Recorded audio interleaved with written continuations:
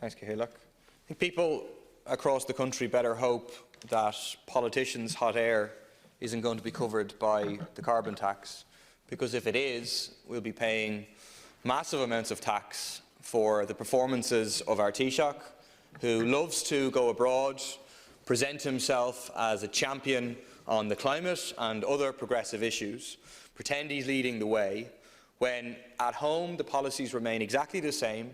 He remains bound to the interests of big agribusiness in this country and increasingly clearly to the interests of fossil capitalism of big oil internationally. So he goes to the UN and he says that we're going to introduce a moratorium or a ban on future exploration for oil. OK, good. Let's see it happen. Let's pay tribute to those who are responsible for putting the pressure on Varadkar to go so far, which is Deputy Smith, and in particular those outside, those in Extinction Rebellion, those climate strikers, those involved in the movements putting pressure on the Taoiseach.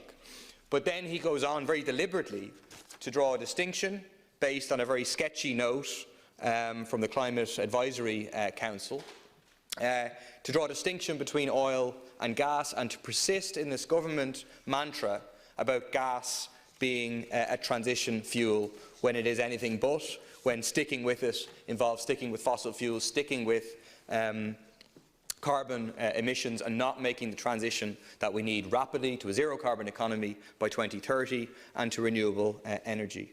I want to read a couple of points by Professor Barry McMullen from DCU, who wrote, he's an academic, but is really a scathing article in Green News about that advisory note which the government is relying on so heavily about gas.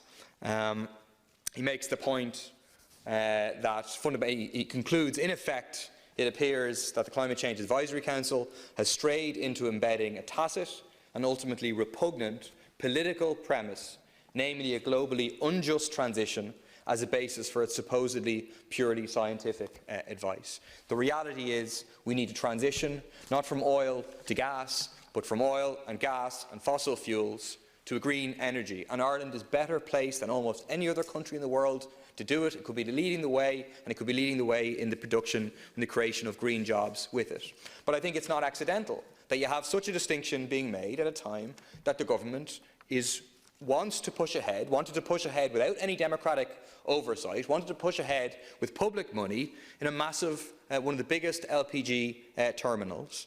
Not an accident whatsoever. And what you're talking about there is not just any gas, but it's frack gas. It's significantly extra dirty gas. It's significantly more carbon, and it also represents significant health problems for those people in terms of cancer and other problems where gas is fracked.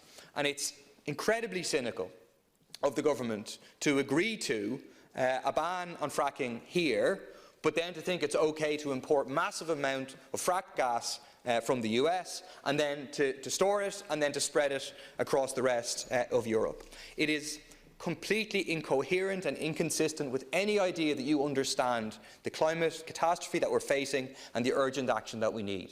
Because signing up to such an LPG terminal, spending such money in it, means investing in fossil fuel infrastructure that will continue to operate for decades and decades, up until at least 2050. It shows you simply don't get it, and only a movement, only people out taking mass, non-violent direct action next week as part of Rebellion Week 2, only mass strike action again will force you to take the action that we need and to implement the rapid green transition and just transition that we need.